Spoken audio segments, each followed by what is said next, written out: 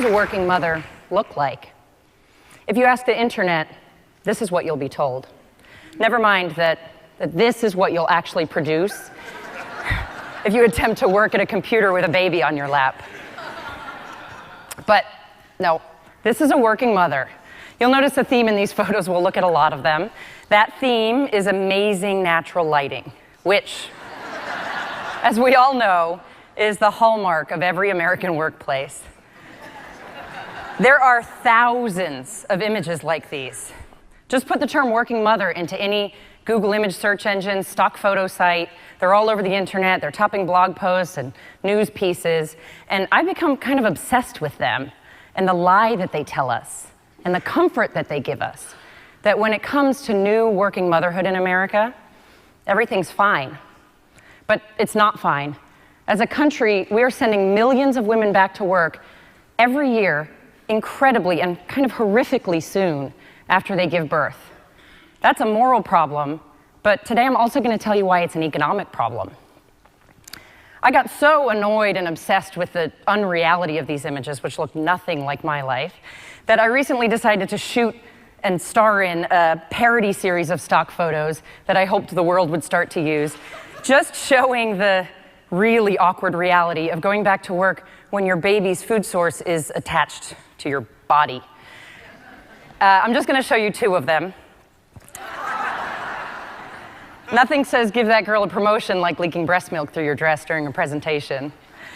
You'll notice that there's no baby in this photo because that's not how this works. Not for most working mothers. Did you know, and this will ruin your day, that every time a toilet is flushed, its contents are aerosolized and they'll stay airborne for hours? And yet, for many new working mothers, this is the only place during the day that they can find to make food for their newborn babies. I put these things, a whole dozen of them, into the world. I wanted to make a point. What I didn't know what I was also doing was opening a door. Because now, total strangers from all walks of life write to me all the time just to tell me what it's like for them to go back to work within days or weeks of having a baby. I'm going to share 10 of their stories with you today. They are totally real. Some of them are very raw, and not one of them looks anything like this. Here's the first. I was an active duty service member at a federal prison. I returned to work after the maximum allowed 8 weeks for my C-section. A male coworker was annoyed that I had been out on vacation, so he intentionally opened the door on me while I was pumping breast milk and stood in the doorway with inmates in the hallway. Most of the stories that these women, total strangers, send to me now are not actually even about breastfeeding. A woman wrote to me to say, I gave birth to twins and went back to work after 7 unpaid weeks. Emotionally, I was a wreck. Physically, I had a severe hemorrhage during labor and major tearing, so I could barely get up, sit, or walk. My employer told me I wasn't allowed to use my available vacation days because it was budget season.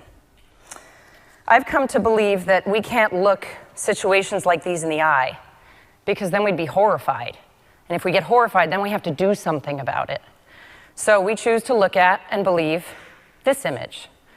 I don't really know what's going on in this picture because I find it weird and slightly creepy, but, like, what is she doing? But I know what it tells us. It tells us that everything's fine. This working mother, all working mothers, and all of their babies are fine. There's nothing to see here. And anyway, women have made a choice, so none of it's even our problem. I want to break this choice thing down into 2 parts. The first choice says that women have chosen to work, so that's not true. Today in America, women make up 47% of the workforce. And in 40% of American households, a woman is the sole or primary breadwinner. Our paid work is a huge part of the engine of this economy, and it is essential for the engines of our families. On a national level, our paid work is not optional. Choice number 2 says that women are choosing to have babies, so women alone should bear the consequences of those choices. You know, that's one of those things that when you hear it in passing can sound correct. I mean, I didn't make you have a baby. I certainly wasn't there when that happened. But that stance ignores a fundamental truth, which is that our procreation on a national scale is not optional. The babies that women, many of them working women, are having today will one day fill our workforce, protect our shores, make up our tax base. Our procreation on a national scale is not optional. These aren't choices. We need women to work. We need working women to have babies. So we should make doing those things at the same time at least palatable, right? Okay, this is pop quiz time. What percentage of working women in America do you think have no access to paid maternity leave? 88%. 88% of working mothers will not get 1 minute of paid leave after they have a baby. So now you're thinking about unpaid leave. It exists in America. It's called FMLA. It does not work. Because of the way it's structured, all kinds of exceptions, half of new mothers are ineligible for it. Here's what that looks like. We adopted our son. When I got the call the day he was born, I had to take off work. I had not been there long enough to qualify for FMLA, so I wasn't eligible for unpaid leave. When I took time off to meet my newborn son, I lost my job. These corporate stock photos hide another reality, another layer. Of those who do have access to just that unpaid leave, most women can't afford to take much of it at all. A nurse told me I didn't qualify for short-term disability because my pregnancy was considered a pre-existing condition. We used up all of our tax returns and half of our savings during my 6 unpaid weeks. We just couldn't manage any longer. Physically, it was hard, but emotionally, it was worse. I struggled for months being away from my son. So this decision to go back to work so early, it's a rational economic decision driven by family finances. But it's often physically horrific because putting a human into the world is messy. A waitress told me, with my first baby, I was back at work 5 weeks postpartum. With my second, I had to have major surgery after giving birth. So I waited until 6 weeks to go back. I had 3rd-degree tears. 23% of new working mothers in America will be back on the job within 2 weeks of giving birth. I worked as a bartender and cook, average of 75 hours a week while pregnant. I had to return to work before my baby was a month old, working 60 hours a week. One of my coworkers was only able to afford 10 days off with her baby. Of course, this isn't just a scenario with economic and physical implications. Childbirth is, and always will be, an enormous psychological event. A teacher told me, I returned to work 8 weeks after my son was born. I already suffer from anxiety, but the panic attacks I had prior to returning to work were unbearable. Statistically speaking, the shorter a woman's leave after having a baby, the more likely she will be to suffer from postpartum mood disorders like depression and anxiety. And among many potential consequences of those disorders, suicide is the 2nd most common cause of death in a woman's first year postpartum. Heads up that this next story, I've never met this woman, but I find it hard to get through. I feel tremendous grief and rage that I lost an essential, irreplaceable, and formative time with my son. Labor and delivery left me feeling absolutely broken. For months, all I remember is the screaming. Colic, they said. On the inside, I was drowning. Every morning, I asked myself how much longer I could do it. I was allowed to bring my baby to work. I closed my office door while I rocked and shushed and begged him to stop screaming so I wouldn't get in trouble. I hid behind that office door every damn day and cried while he screamed. I cried in the bathroom while I washed out the pump equipment. Every day I cried all the way to work and all the way home again. I promised my boss that the work I didn't get done during the day, I'd make up at night from home. I thought, there's just something wrong with me that I can't swing this. So those are the mothers. What of the babies?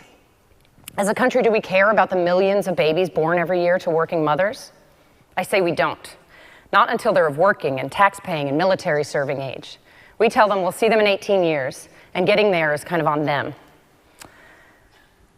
One of the reasons I know this is that babies whose mothers have 12 or more weeks at home with them are more likely to get their vaccinations and their well checks in their first year. So those babies are more protected from deadly and disabling diseases. But those things are hidden behind images like this. America has a message for new mothers who work and for their babies. Whatever time you get together, you should be grateful for it. And you're an inconvenience to the economy and to your employers. That narrative of gratitude runs through a lot of the stories I hear. A woman told me, "I went back at 8 weeks after my C-section because my husband was out of work. Without me, my daughter had failure to thrive. She wouldn't take a bottle. She started losing weight. Thankfully, my manager was very understanding. He let my mom bring my baby, who was on oxygen and a monitor, 4 times a shift so I could nurse her." There's a little club of countries in the world that offer no national paid leave to new mothers. Do you care to guess who they are? The first 8 make up 8 million in total population. They are Papua New Guinea, Suriname, and the tiny island nations of Micronesia, Marshall Islands, Nauru, Niue, Palau, and Tonga. Number 9 is the United States of America with 320 million people. Oh, that's it.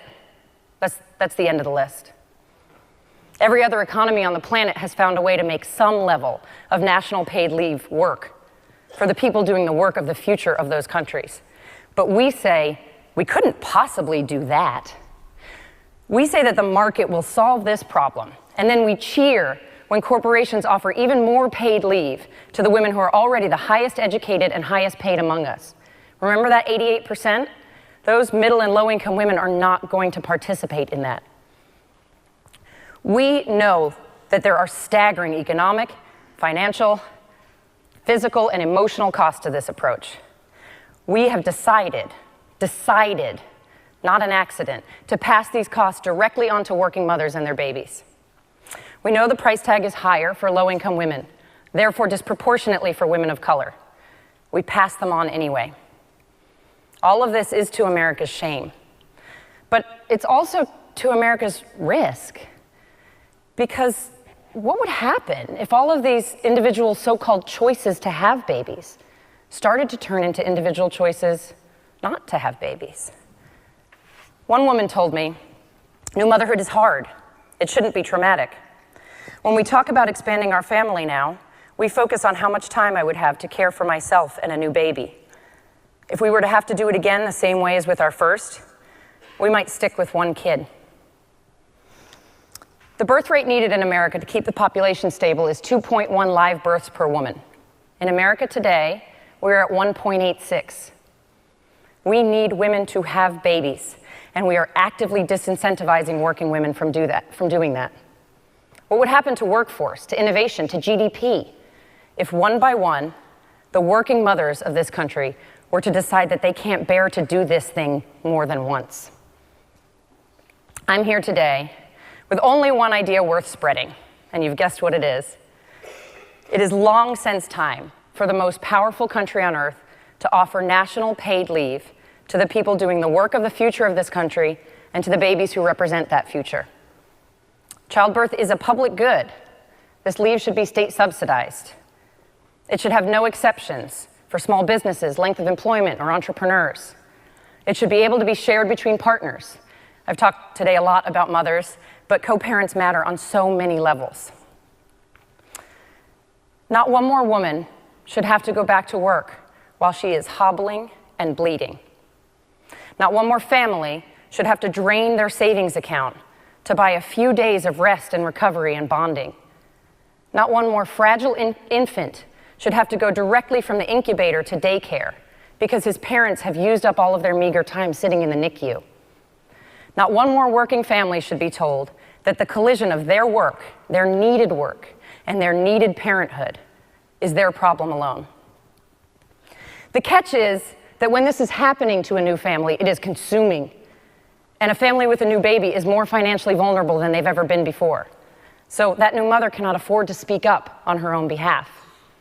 But all of us have voices. I am done having babies. And you might be pre-baby, you might be post-baby, you might be no baby. It should not matter. We have to stop framing this as a mother's issue or even a women's issue. This is an American issue. We need to stop buying the lie that these images tell us. We need to stop being comforted by them. We need to question why we're told that this can't work when we see it work everywhere all over the world. We need to recognize that this American reality is to our dishonor and to our peril. Because this is not, and this is not what a working mother looks like.